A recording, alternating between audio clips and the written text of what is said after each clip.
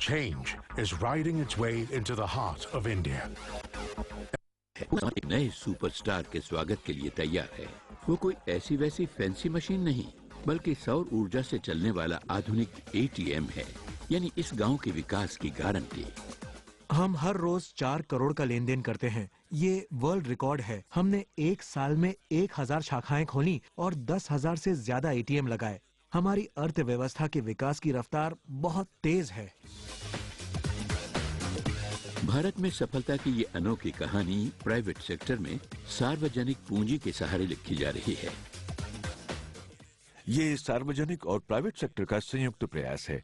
ये उस आर्थिक रणनीति का प्रतीक है जो आजाद भारत ने अपनी तरक्की के लिए चुनी थी। आज जब भारत अंतर्राष्ट्रीय स्तर पर अपनी पहचान स्थापित कर रहा है, तो स्टेट बैंक ऑफ इंडिया दुनिया की नई आर्थिक शक्ति इस नए भारत की ऊंची उड़ान को पंख दे रहा है। ये पक्का सबूत है कि भारत अब सिर्फ आगे बढ़ता हुआ देश नहीं रहा, बल्कि काफी आगे बढ़ चुका है।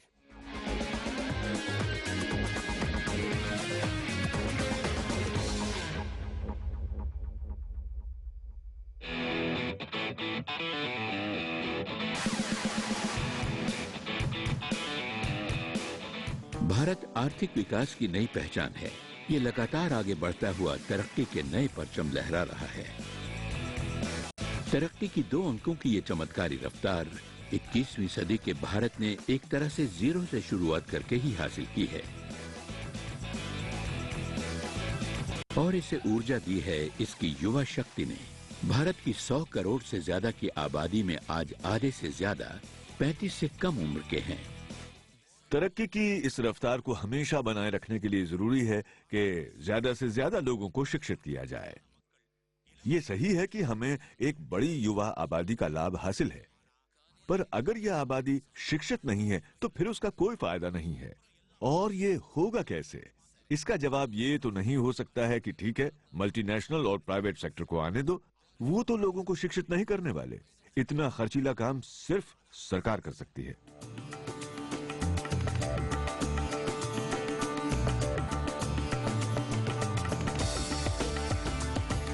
भारत के लिए बेहद जरूरी इस आर्थिक विकास को पक्का करने के लिए बहुत कुछ करना होगा।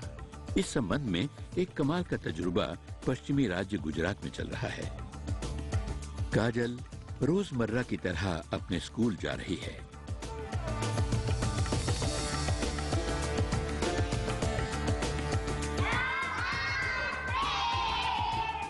आज हम गुजराती पढ़ेंगे, ठीक है बच्चों? प्राइवेट सेक्टर के सहयोग से की गई ये एक बिल्कुल नई कोशिश है, जिसे किसी शिक्षण संस्था ने नहीं, बल्कि एक फाइनेंशियल संस्था ने अंजाम दिया है।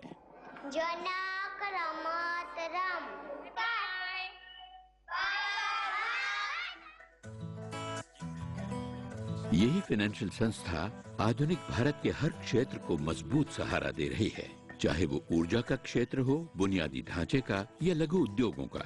ये संस्था है सार्वजनिक क्षेत्र का bank, state bank of India.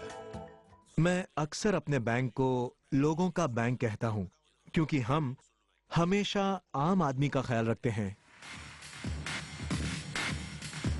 18,000 से ज्यादा शाखाओं और 22,000 ATM के विशाल नेटवर्क वाले इस फाइनेंशियल पावर हाउस को दिशा दे रहे हैं बैंक के चेयरमैन श्री OP भट्ट। भारत के बैंकिंग कारोबार का 72% सार्वजनिक क्षेत्र में ही होता है और अर्थव्यवस्था की तरक्की इन्हीं बैंकिंग सुविधाओं के कारण है। इस तरह सार्वजनिक क्षेत्र के बैंक प्राइवेट सेक्टर को जरूरी ऊर्जा दे रहे हैं। भारत की सोच शुरू से यही रही है कि प्राइवेट सेक्टर को सहारा देना। अगर शुरुआत में सार्वजनिक क्षेत्र आगे नहीं आया होता तो यहाँ का प्राइवेट सेक्टर अंतर्राष्ट्रीय पूंजी की बाढ़ में टिक नहीं पाता। हमारी अर्थव्यवस्था नई थी, इसलिए जरूरी था कि सरकार उन क्षेत्रों में आगे आए जिन्हें प्राइवेट सेक्टर उस समय नहीं संभाल सकता था। जापान इस नीति का शानदार उदाहरण है। सरकार को ठोस बुनियाद तैयार करके रास्ते से हट जाना चाहिए। 80 के दशक में विकास के लिए बाजार की ताकतों को आजादी से बढ़ने देने की नई सोच जोर पकड़ने लगी थी। 1992 तक ये साफ हो गया था कि अंतर्राष्ट्रीय आर्थिक विकास में हिस्सेदारी हासिल करने के लिए भारत को तरक्की की रफ्तार तेज करनी ही होगी। प्राइवेट सेक्टर से संबंधों में बदलाव की जरूरत थी। आर्थिक सुधार समय की मांग थी। आर्थिक सुधारों का मतलब था प्राइवेट बैंकों का आना और स्टेट बैंक के लिए नई चुनौती। मैंने और दूसरे बहुत से लोगों ने स्टेट बैंक से खाते बंद कर भारतीय प्राइवेट बैंकों में खाते खुलवा लिए। वहां नई सुविधाएं और तेज रफ्तार बेहतर सेवाएं थी। एटीएम जैसी नई मशीनें थी। स्टेट बैंक का एटीएम जैसी बात तो सपने में भी नहीं सोची जा सकती थी। कुछ क्षेत्रों में हमारा कारोबार घट रहा था और सबसे बड़ा डर उस समय था हमारे बैंक यानी स्टेट बैंक ऑफ इंडिया के बारे में आम आदमी की धारणा एक सुस्त, बड़ा, ढीला ढाला बैंक है और हमें इस सोच को तुरंत बदलना बहुत जरूरी था। इसलिए हम खुद को चुस्त और स्मार्ट बनाने में लग गए। नया मिलेनियम आने के साथ ही 200 साल पुराने बैंक ने अपना कायाकल्प कर लिया। अपने मॉडर्न रूप में स्टेट बैंक ने तेजी से बढ़ते उस मिडिल क्लास से रिश्ता जोड़ा जिसकी बचत के धन से भारत को अभूतपूर्व विकास और बदलाव दिया जा सकता था। हमारा बैंक बदलाव का भी माध्यम बना और दूसरों को भी रास्ता दिखाया।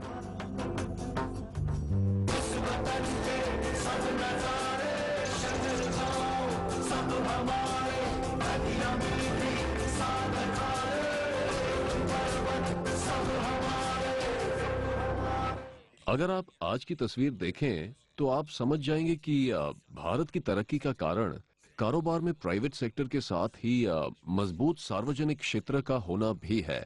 हमारी तरक्की भारत के कॉर्पोरेट जगत की तरक्की के सहारे ही हो रही है। इस मामले में हम काफी सफल रहे हैं। अंतर्राष्ट्रीय कारोबार में हमारी तरक्की 3 गुना बढ़ी है, जबकि घरेलू बाजार में ये सिर्फ 2 गुना बढ़ी है।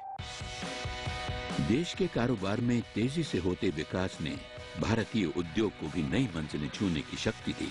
भारतीय उद्योग समूह जानी मानी अंतर्राष्ट्रीय कंपनियां और ब्रांड खरीदने लगे। हवा का रुख बदल रहा था। बदलाव के इस दौर में हम लीडर ही रहे, जिसका हमें गर्व है। हम पहले से एक्सपोर्ट के कारोबार में थे, पर ये अभी अभी हुआ है कि कारोबार फैलाने के लिए हमने अंतर्राष्ट्रीय कंपनियां खरीदने या उन पर कब्जा हासिल करने की नई राह पर कदम बढ़ाया। इस तरह के करार भारतीय कंपनियों के लिए आसान नहीं थे। अंतर्राष्ट्रीय स्तर पर जगह बनाने के लिए स्टेट बैंक ऑफ इंडिया जैसे बड़े फाइनेंशियल हाउस की मदद की जरूरत थी, ताकि अंतर्राष्ट्रीय बाजारों में हम अपने लिए राह बना सकें। वो ऐसा समय था जब किसी ने भी फाइनेंशियल सेक्टर में आने वाली गिरावट का अंदाजा नहीं लगाया था। इस गिरावट ने अंतर्राष्ट्रीय स्तर पर जेएलआर के बाजार को काफी नुकसान पहुंचाया था और टाटा मोटर्स के सामने ये एक बड़ी समस्या थी। हम एसबीआई से मिले क्योंकि बाकी स्रोतों से साधन मिलना बहुत मुश्किल हो गया था। ये वो समय था जब यहाँ ज्यादातर बैंक, जिनमें बड़े और विदेशी बैंक भी शामिल थे, इस तरह के बड़े समझौतों से दूरी रखना चाहते थे, क्योंकि इनमें काफी बारीकियां होती हैं, जैसे कि देशों की सीमाएं, कई तरह की करेंसी और इंस्ट्रूमेंट्स और बहुत सी कानूनी उलझनें थीं।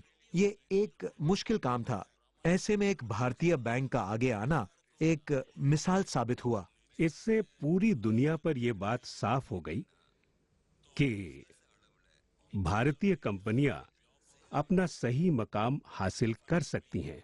मतलब सिर्फ किसी तरह कारोबार चला लेना नहीं, बल्कि अपने अपने कारोबार के क्षेत्र में अंतर्राष्ट्रीय स्तर पर अपना मकाम कायम करना। विशाल देश जाग चुका था और आगे बढ़ रहा था। भारतीय अर्थव्यवस्था और भी तेज रफ्तार से बढ़ रही थी।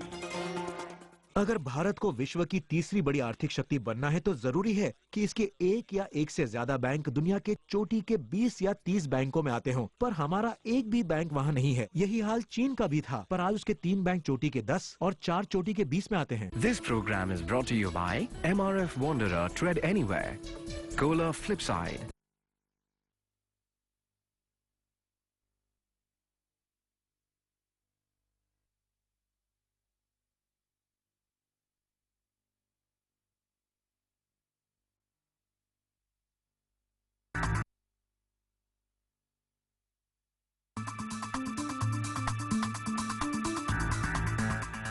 सन 2000 के बाद भारतीय अर्थव्यवस्था के रथ ने कमाल की तेज रफ्तार पकड़ ली।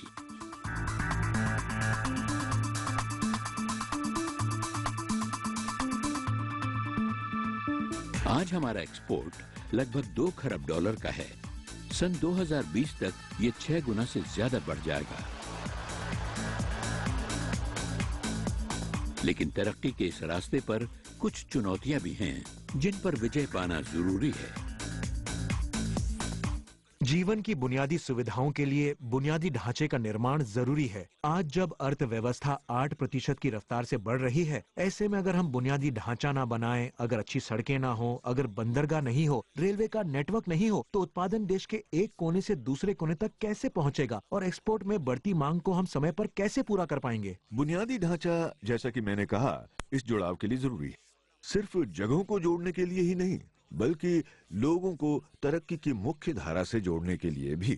तभी वो 21वीं सदी के हमारे इस अंतर्राष्ट्रीय अनुभव में भागीदारी कर पाएंगे और इस खुशहाली का हिस्सा बन पाएंगे। आर्थिक विकास की रफ्तार बनाए रखने के लिए बुनियादी ढांचे के विकास में भी तेज रफ्तार की जरूरत थी।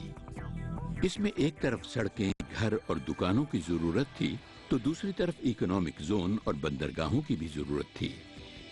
ऐसे में नए और कारगर पब्लिक प्राइवेट पार्टनरशिप के मॉडल खोजे गए।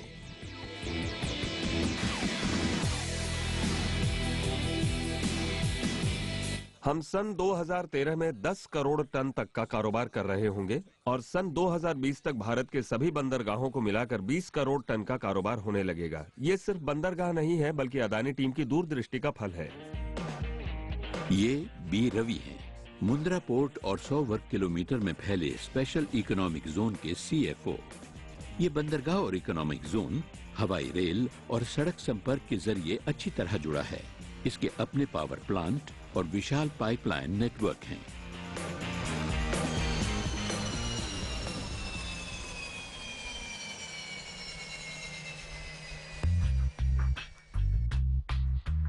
आज अदानी टीम यहां एक खास मकसद से आई है।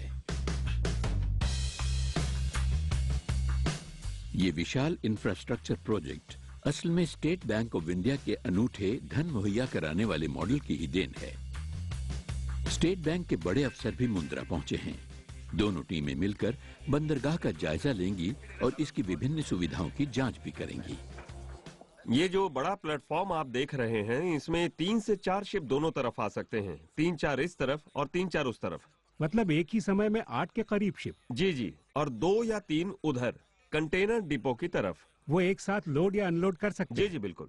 इंफ्रास्ट्रक्चर के फैलाव की बात की जाए तो अगले 5 सालों में करीब